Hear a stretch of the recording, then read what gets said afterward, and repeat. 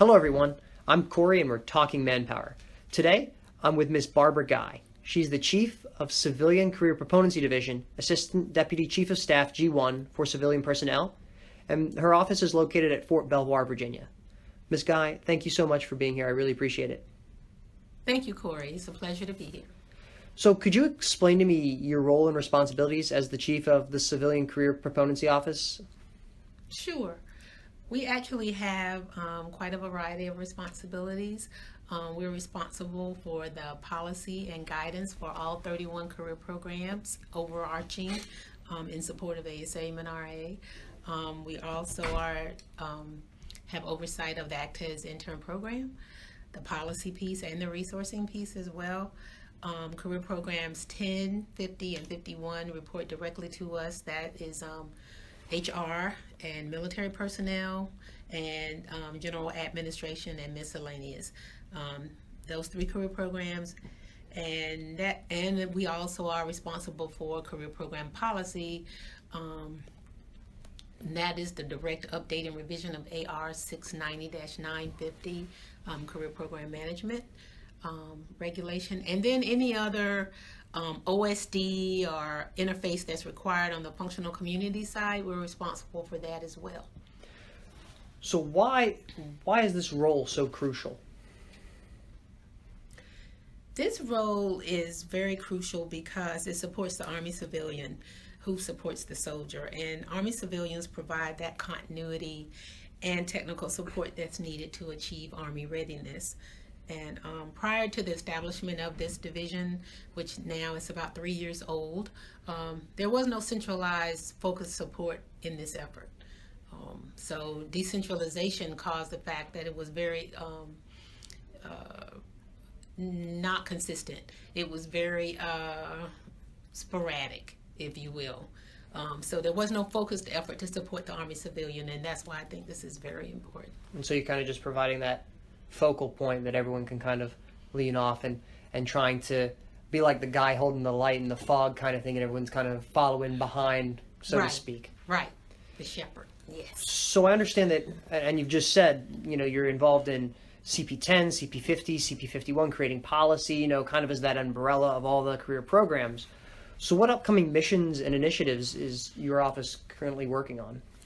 Okay, well currently what I consider actually the most important right now that we're working is the establishment of career program metrics, because heretofore, like I just said, the division is only 3 years old, and this thought or this concept of centralized focus on career program management is just as new as that. So that being said, there was no centralized system of requirements for performance for a career program. What that means is we have 31 career programs, and they're each uniquely operating.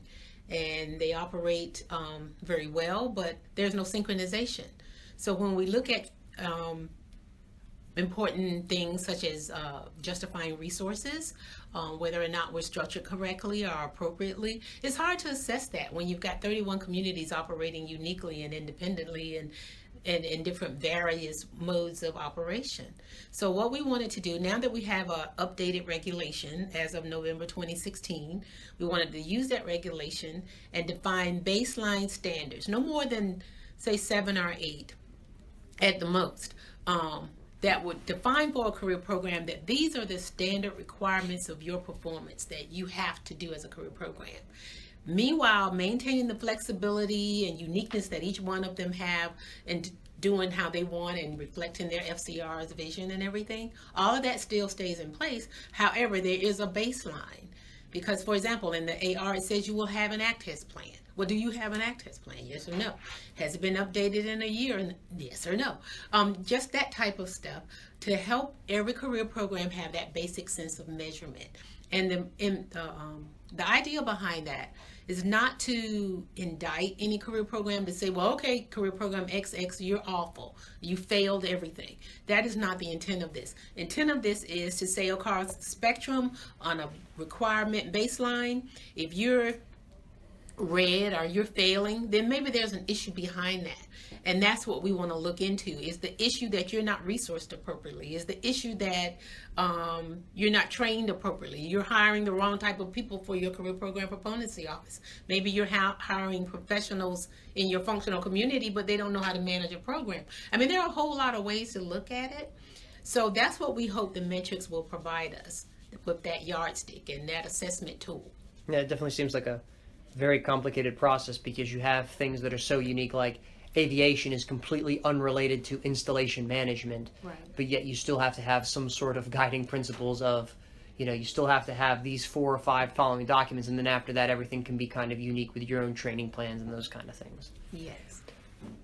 So then why is it important to raise the awareness and, again, the importance of the U.S. Army Civilian Corps? Well, I guess as I kind of stated before about civilians being the continuity and providing that consistent support to the soldier, that's why I see it as being very critical that we do that, because without providing the civilian with some type of functional perspective about what's expected of them, how they can continue to do better. It's not always about promotion so much as it is just being the best you can be. If you want to be a GS-11 from now till the year 2025, that's fine. But we Army owe you the commitment to make sure that you're relevant, to make sure that you're trained well, to make sure you're up to industry standard. That's our job. That's what we should do. We should support you that way, and that's why I think it's critical. So we recently spoke to Mr. Ed Emden, who from Civilian Workforce Transformation. Do you work closely with him? And then if you do, how so? Yes, we work closely together in terms of the fact that we both support the same audience. We are both supporting the Army civilians, so yes, we do. We try to stay in touch in terms of the initiative, especially when they're impacting career programs. He gets more involved with more command type issues than I do. But I like to be aware of them because usually those types of issues do seep into the career program lane at some point. Also, when he's dealing with career program issues, we rely heavily on that kind of coordination because I'm able to actually help interpret or to help publish his requirements or solicit information for him on behalf of a career program proponency role. So it kind of helps for us to be good partners. So it's like similar mission, different sides of the coin, but a lot of cross coordination to ensure that we get a whole 360 view of the Army civilian as they grow up and develop. Yes. Very well put. Yes. So I know a little bit about your background. I know you've been to Germany, you've worked at AMC, and I know that you used to work here in the CP26 Proponency Office. So how have those positions helped prepare you for such an important leadership position as your current one? Well, I think it helped prepare me because those various locations each bring a different perspective. So when you're overseas, you have that OCONUS experience. When I was at a command, I had the command experience. At headquarters, you have a headquarters experience. And all of those experiences and perspectives kind of weave together to help broaden your perspective as a leader. And I think sometimes I think leadership suffers from lack of broadening, lack of the other perspective. If you've never been outside headquarters, you don't know what it's like to be at a command level. You don't know what it's like to work for a commander in addition to headquarters, because that's a different perspective. And I think it's important that you have some knowledge of that. I think it helps you cultivate you as a leader. Yeah, because I've heard a lot of other people speak about, definitely at a headquarters level, oh, the commands don't understand what we're doing, the commands don't understand it. And then you get to talk to people at the commands and they go, well, we don't understand what headquarters is trying to do. So right. For someone like yourself, who's even been overseas and worked in all these different things, I can imagine how much it opens up your aperture and your purview, and you can really go, okay, I can understand both perspectives here, but we're going to try to find a way to find a balance between the two where we can move on from there. So has having, is is having manpower and force management experience, has it been very helpful for you in your current position? Yes, absolutely. I think manpower and force management experience actually as an intern, and also as a professional also, I had to really hone my analytical skills, because manpower and force management analysts don't just look at something and say, okay, well, this is the way it is, and we just keep marching, and what does the regulation say, and we just keep going. We always ask why, and we always ask, is this the optimal way to do this? And we always look for that solution. And that's the kind of mindset I've had as a manpower force management professional, and I bring it into my current position today, because I think that is very important. And that's one of the things I think as an analyst is very, very valuable that we get as we're trained in that profession. So what career advice do you have for an Army civilian who's looking to grow and develop their career?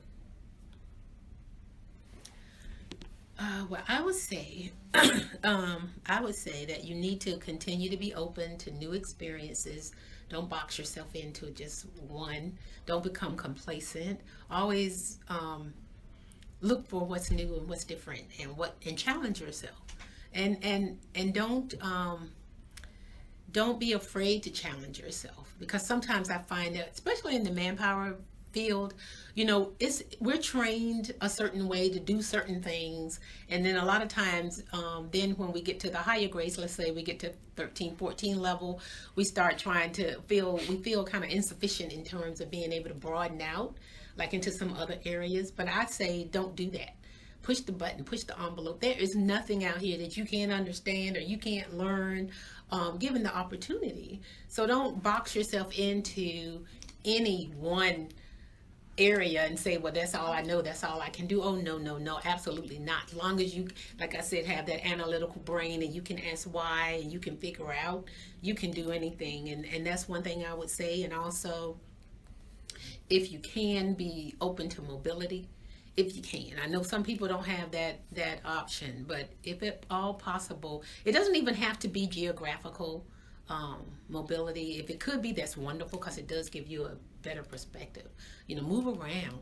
But if you can't, then move around within where you are. If you're working at, Fort Sam, then, go from the manpower shop, go over to the budget shop, go over to the, just G1, get some varied experiences, because we all interrelate. And we have to get out of this stovepipe thinking that, well, I'm a comptroller and that's what I do and that's what I am and that's all I know. No, a comptroller could easily ascend into an HR role.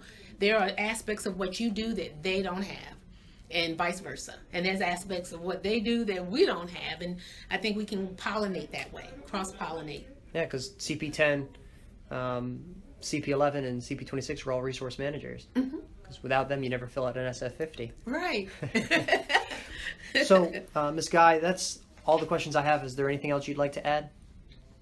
Well, I'd just like to add that I'd like our population to be aware of the fact that there is an office that exists in my division that's full of very competent, very dedicated professionals who are really working really hard to make sure that the Army civilian is predominant and is not forgotten and is relevant in all the communications that go on up here at headquarters. Sometimes that's not the case. We all know that. But we try really hard to keep us on the forefront and to make sure that you're ready and you're relevant and prepared to do whatever Army missions require.